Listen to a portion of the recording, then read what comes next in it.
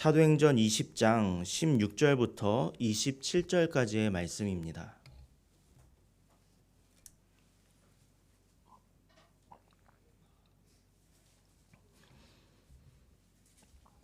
신약성경 사도행전 20장 16절부터 27절까지의 말씀, 제가 한 절 여러분이 한 절씩 교독하겠습니다. 바울이 아시아에서 지체하지 않기 위하여 에베소를 지나 배 타고 가기로 작정하였으니 이는 될 수 있는 대로 오순절 안에 예루살렘에 이르려고 급히 가미러라.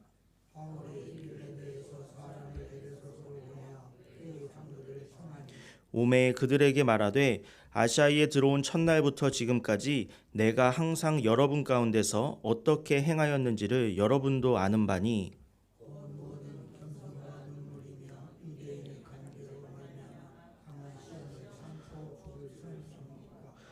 유익한 것은 무엇이든지 공중 앞에서나 각 집에서나 거리낌이 없이 여러분에게 전하여 가르치고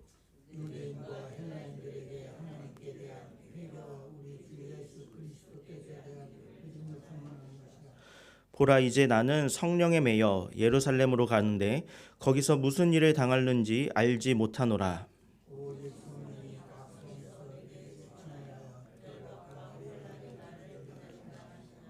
내가 달려갈 길과 주 예수께 받은 사명 곧 하나님의 은혜의 복음을 증언하는 일을 마치려 하면은 나의 생명조차 조금도 귀한 것으로 여기지 아니하노라.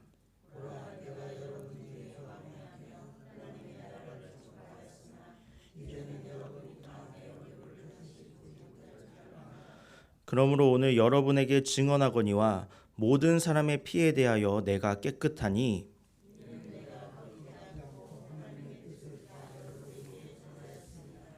아멘. 바울은 1차, 2차, 3차 선교 여행을 모두 다 마쳤습니다. 그리고 이 중에서 3차 선교 여행의 중심지는 바로 에베소라는 곳이었습니다. 바울은 에베소에 두란노 서원을 세웠고 그곳에 오고 가는 많은 사람들에게 하나님의 말씀을 전파했습니다. 그렇게 에베소 사역이 정점에 이르렀을 때 그는 또 다른 비전을 품고 하나님께 기도했습니다. 그것은 바로 로마로 가는 것이었습니다. 하지만 바울이 로마로 가기 전에 반드시 가야 할 곳이 한 군데 있었는데 그곳은 바로 예루살렘이었습니다. 예루살렘 교회는 이 땅에 세워졌던 첫 번째 교회였고 당시 모든 교회들의 어머니 교회였습니다. 이 예루살렘 교회가 안디옥 교회를 개척했고 안디옥 교회에서 파송받았던 바울이 1차, 2차, 3차 선교 여행을 통해서 더 많은 교회들을 개척할 수가 있었습니다. 그런데 이 모든 교회들의 어머니 교회가 되는 예루살렘 교회가 당시에 닥쳤었던 기근 때문에 너무나도 큰 어려움을 당하고 있는 상황이었습니다. 이 소식을 들었었던 바울은 자신이 개척했었던 교회들마다 편지를 보내서 도움을 요청했습니다.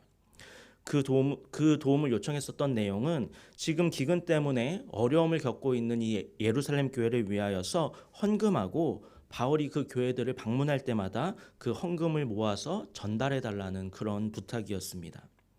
그렇게 바울은 교회들이 드린 헌금을 모아서 예루살렘 교회에 전달하려는 그런 계획을 세웠고 예루살렘으로 가는 길에 밀레도에서 에베소 교회 장로들을 불러서 그들에게 에베소 교회를 부탁하는 그런 말을 남겼습니다. 오늘 본문 16절과 17절 말씀입니다. 바울이 아시아에서 지체하지 않기 위하여 에베소를 지나 배 타고 가기로 작정하였으니 이는 될 수 있는 대로 오순절 안에 예루살렘에 이르려고 급히 가미러라. 바울이 밀레도에서 사람을 에베소로 보내어 교회 장로들을 청하니.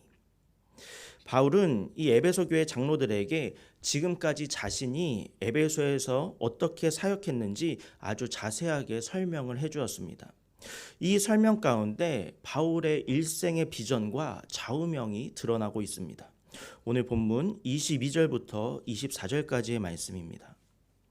보라, 이제 나는 성령에 매여 예루살렘으로 가는데 거기서 무슨 일을 당할는지 알지 못하노라.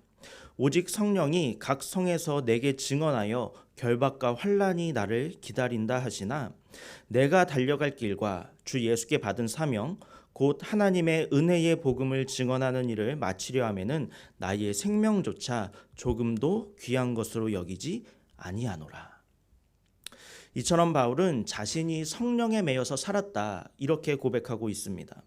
그리고 이 성령께서는 바울을 예루살렘으로 인도하셔서 바울이 예루살렘으로 가기로 결단하게 되었는데, 이 성령께서는 바울을 예루살렘으로 인도하시기만 하시는 것이 아니라 동시에 바울에게 지금 너가 예루살렘으로 가게 되면 결박과 환란이 너를 기다리고 있다 이렇게 경고하기도 하셨습니다. 그런데 이러한 성령의 경고에 바울이 어떻게 반응하고 있습니까? 바울은 내가 달려갈 길과 주 예수께 받은 사명, 곧 하나님의 은혜의 복음을 증언하는 일을 위해서는 자신의 생명조차 조금도 귀한 것으로 여기지 않는다 이렇게 담대하게 고백하고 있습니다. 결국 바울은 성령의 인도하심에 따라서 예루살렘에 가서 헌금을 전달했습니다. 하지만 그 후에 체포되어서 오랜 시간 동안 구금을 당하게 됩니다. 하지만 그럼에도 불구하고 바울은 전혀 아랑곳하지 않았습니다. 어떻게 그럴 수가 있었겠습니까? 그것은 바로 바울이 성령에 매인 사람이었기 때문입니다. 사실 바울은 다메섹 도상에서 예수님을 만나기 전까지는 자기의 의와 죄에 매여서 살아왔었던 사람이었습니다. 하지만 바울은 자신이 지금 죄의 종로를 타고 있다는 그 사실을 전혀 깨닫지 못했습니다. 그래서 예수님을 믿었던 사람들을 핍박하고 이들을 잡아서 옥에 넘기는 일에 앞장섰습니다. 겉으로 보기에는 로마의 시민권자로서 자유인의 삶을 살았던 것처럼 보였지만 실상은 죄에 매여서 죄의 종로로 타던 사람이었던 것입니다. 하지만 바울이 다메섹 도상에서 예수님을 만난 후에는 그의 삶이 너무나도 달라졌습니다. 이때부터 바울은 죄에 매여서 살았던 것이 아니라 성령에 매여서 살게 되었기 때문입니다. 그리하여서 1차, 2차, 3차 선교 여행 동안 이 바울이 성령의 인도하심에 따라서 성실하게 자신의 사명을 감당할 수가 있었습니다. 사랑하는 성도 여러분, 우리의 눈으로는 죄에 매여서 사는 사람과 성령에 매여 사는 사람을 금방 파악하기가 너무나도 어렵습니다. 하지만 죄에 매여 사는 사람과 성령에 매여 사는 사람은 결국 오랜 시간이 흐른 다음에 그들이 맺게 되는 열매를 통하여서 판가름 나게 되어 있습니다. 생명을 살리는 열매를 맺는지 아니면 썩은 열매를 맺는지 시간이 지나면 드러날 수밖에 없다는 것입니다. 바울도 그러했습니다. 바울이 죄에 매여서 살고 있었을 때에는 아픔의 열매, 상처의 열매를 맺었습니다. 예수 믿는 사람을 핍박하고 교회를 핍박하고 예수 믿는 사람을 죽이는 살인과 고통의 열매를 맺었던 사람이 바로 바울이었습니다. 하지만 예수님을 만나서 변화되어서 성령에 매여서 살고 난 다음에는 그가 어떤 열매를 맺었습니까? 회복의 열매, 생명의 열매, 복음 전파의 열매를 맺게 되었습니다. 바울이 가는 곳마다 교회가 세워졌고 사람이 살아났습니다. 복음의 역사가 일어나서 믿지 않는 사람들이 예수를 믿게 되었고 안진뱅이가 일어나고 죽은 사람이 살아나는 놀라운 역사가 일어나게 된 것입니다. 사랑하는 성도 여러분, 오늘 우리는 어디에 매여서 살고 있습니까? 우리의 눈으로 다른 이들이 어디에 매여 살고 있는지 파악하기까지는 오랜 시간이 걸릴 수밖에 없습니다. 왜냐하면 그들이 어떤 열매를 맺는지 그 열매를 보고 확인해야만 하기 때문입니다. 하지만 지금 내가 어디에 매여서 살고 있는가? 내가 지금 죄에 매여 살고 있는가? 아니면 성령에 매여 살고 있는가는 내가 가장 잘 압니다. 이것을 파악하는 데는 그리 오랜 시간이 걸리지도 않습니다. 왜냐하면 열매를 맺을 때까지 기다릴 필요가 없기 때문입니다. 지금 내가 바라보는 것은 무엇인가? 나는 지금 하나님을 바라보고 있는가? 아니면 세상을 바라보고 있는가? 지금 내가 가장 의지하는 것은 무엇인가? 나는 하나님을 의지하며 살아가고 있는가? 아니면 나의 능력이나 나의 배경이나 나의 인맥들, 사람들을 의지하며 살아가고 있는가? 지금 나의 삶에 가장 영향을 미치는 것은 무엇인가? 하나님의 말씀인가? 아니면 세상의 가치관인가? 지금 우리가 어떤 삶을 살고 있는지를 생각해 보면 지금 내가 어디에 매여 있는지 우리는 바로 알 수가 있다는 것입니다. 그러므로 우리는 죄에 매여서 죄의 열매를 맺지 않기 위해 수시로 우리의 삶과 믿음을 점검해야만 할 줄로 믿습니다. 또한 지금까지의 인생에서 우리가 어떤 열매를 맺어왔는지 한번 되돌아볼 수 있기를 바랍니다. 혹시 지금 죄에 매여 있고 지금까지 나의 인생에서 성령의 열매를 맺지 못했다면 지금부터라도 성령을 사모하고 성령을 간구하고 성령에 매여서 성령의 열매를 많이 맺을 수 있기를 바랍니다. 죄의 사슬을 끊어내고 성령에 매인 순간부터 인생이 완전히 변화되었었던 바울처럼 우리도 성령에 매인 순간부터 하나님께서 행하시는 놀라운 성령의 역사를 우리의 삶 가운데 경험하게 될 줄로 믿습니다.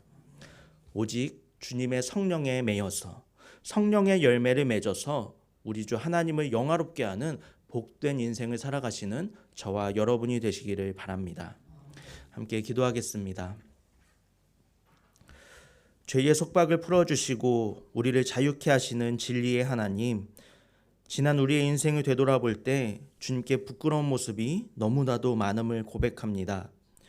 교회를 다니며 예수 믿는다고 이야기하면서도 여전히 죄의 종노릇하고 하나님이 아닌 세상을 의지하며 성령의 열매를 맺지 못했었던 우리의 지난 모습들을 고백하오니 주여 용서하시고 불쌍히 여겨 주시옵소서. 이제부터라도 성령의 매인 인생을 살기 원합니다. 성령을 사모함으로 성령의 충만함으로 성령에 매여서 썩은 열매가 아니라 아름다운 열매를 맺어 하나님을 영화롭게 하는 자로서 살아갈 수 있기를 간절히 소망합니다. 주여 우리를 불쌍히 여기시고 우리의 힘과 능력이 되어주셔서 죄와 싸워 이기고 죄의 속박을 끊어내고 오직 주님의 성령에 매여 주님만을 바라보고 주님만을 의지하며 주님의 선한 길을 걸어가는 우리 모두가 되게 하여 주옵소서. 예수님의 이름으로 기도합니다. 아멘.